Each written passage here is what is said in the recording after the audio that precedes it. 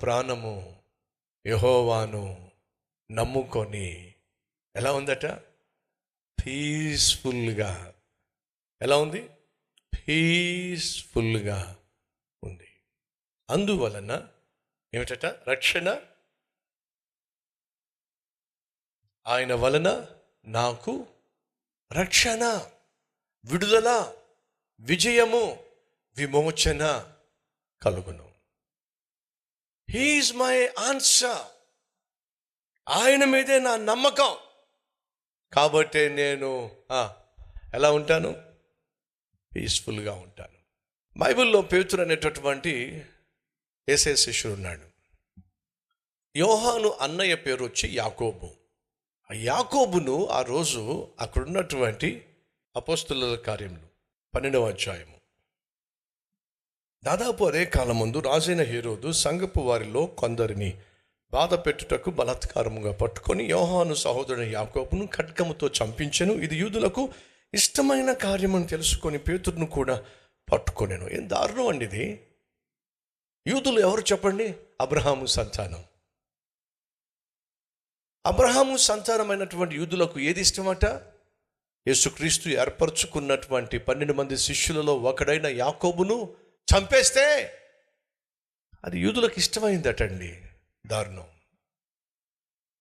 సహోదరులు దయచేసి గమనించండి. క్రైస్తవ్యము బహుగా బాధించబడుతుంది, బహుగా వ్యతిరేకత గుండా వెళుతుంది.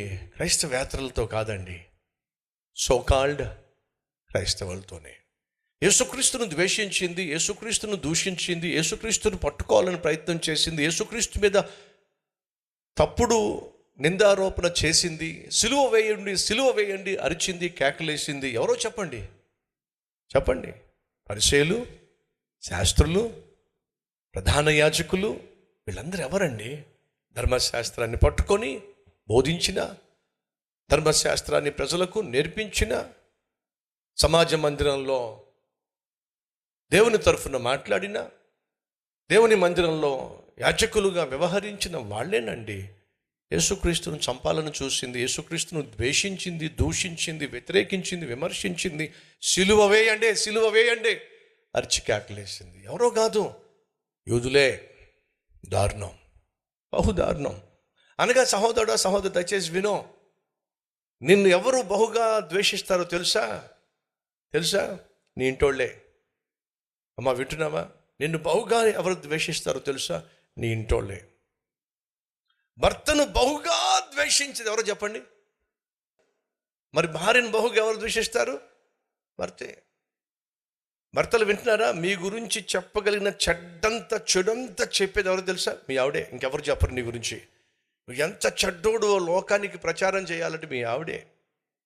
నువ్వెంత చెడ్డదానివో చెప్పాలంటే మీ ఆయనే, ఇంకెవరు చెప్పడు. అంటే సహజం. ఇంట్లోనే అత్యధికంగా నువ్వు ద్వేషించబడతావు, నీ వాళ్ళ ద్వారానే నువ్వు అత్యధికంగా ద్వేషించబడతావు. ఇదేం కొత్తమీ కాదు, విచిత్రం అసలే కాదు. యాకోబును చంపేస్తేనట యూదులకు ఇష్టమైందట. కాబట్టి పేతురుని పట్టేసుకున్నాడట, పేతురుని చెరసాల్లో పెట్టేశాడట.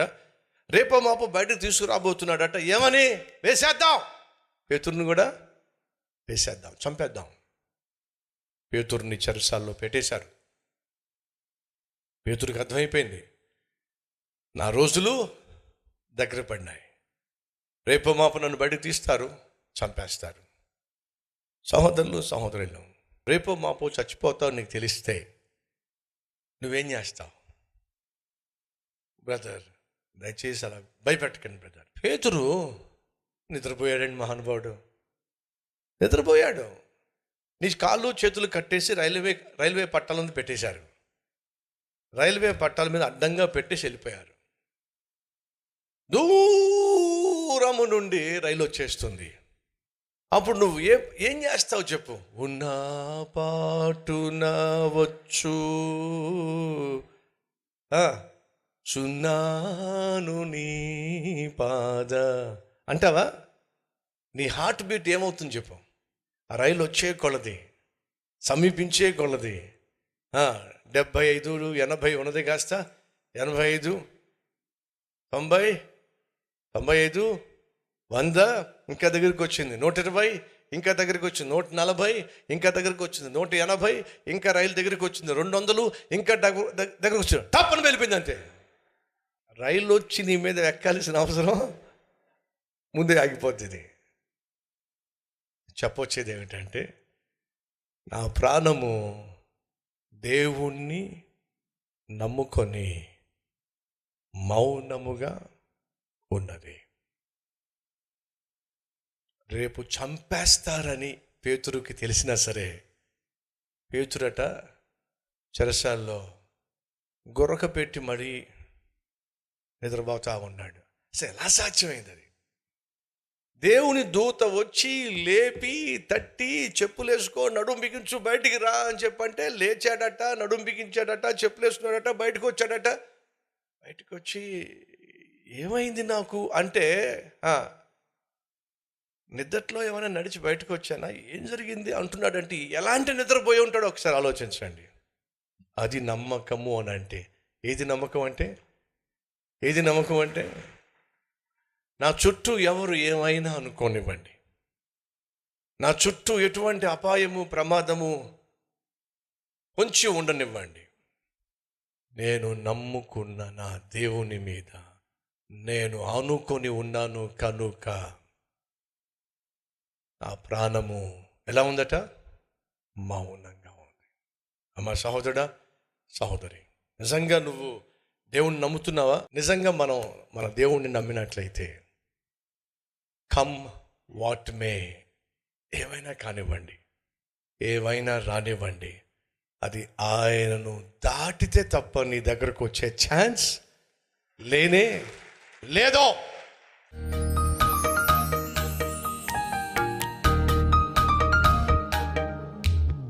రాజులను నమ్మకుండా చేయి ప్రభువా, మనుషుల మీద, రాజుల మీద ఆధారపడకుండా చేయి ప్రభువా. ఎందుకంటే మనుషులను, నాయకులను, రాజులను నమ్ముట కంటే యెహోవాను ఆశ్రయించుట మేలో.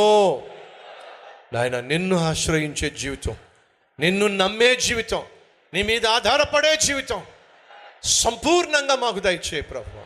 అయ్యా, నువ్వు నమ్మించి వంచేవాడు కాదు ప్రభువా, నిన్నే నమ్ముతున్నావయ్యా, నీ మీద ఆధారపడుతున్నామయ్యా. మమ్మల్ని ప్రభువా కనికరించాయా, మా పట్ల జాలిపడు నాయన. 2 చేతులు జోడించి ఆయన శరణు కోరుతున్నామయ్యా. నువ్వే మా శరణు నాయన, నువ్వే మా దిక్కు నాయన, నువ్వే మా ఆశ్రయం నాయన, నువ్వే మా తోడు నాయన. అయ్యా, మమ్మల్ని ఉన్న ఫలానా నీ చేతికి అప్పగిస్తున్నావు. మమ్మల్ని కనికరించాయా, దర్శించాయా, దీవించాయా నాయనా. మాకున్న ప్రతి అవసరమును నీ సమృద్ధిలో తీర్చుము నాయన. నీ పట్ల మిక్కుటమైన నమ్మకము నాలో మాలో ప్రసాదించాయా. పరిస్థితులు తలక్రిందులు అవుతున్నప్పుడు, శరీరంలో బలము క్షీణిస్తున్నప్పుడు, ఆర్థికంగా చితికిపోతున్నప్పుడు, మానసికంగా కృంగిపోతున్నప్పుడు, ఆత్మీయ జీవితంలో ఎండాకాలం గుండా వెళుతున్నప్పుడు, అయ్యా కనుచూపు మేరల్లో చిగురు కనిపించనప్పుడు, ఫలములు కనిపించనప్పుడు నీరు గారిపోకుండా చేయయ్యా, నిరసించిపోకుండా చేయయ్యా. యేసునామం పేరట వేడుకుంటున్నాం తండ్రి, ఆమేన్.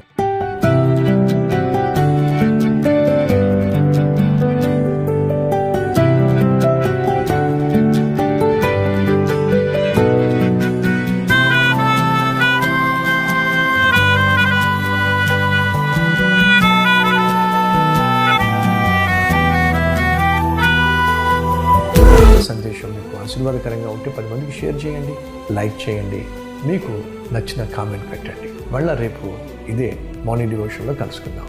షలోమ్.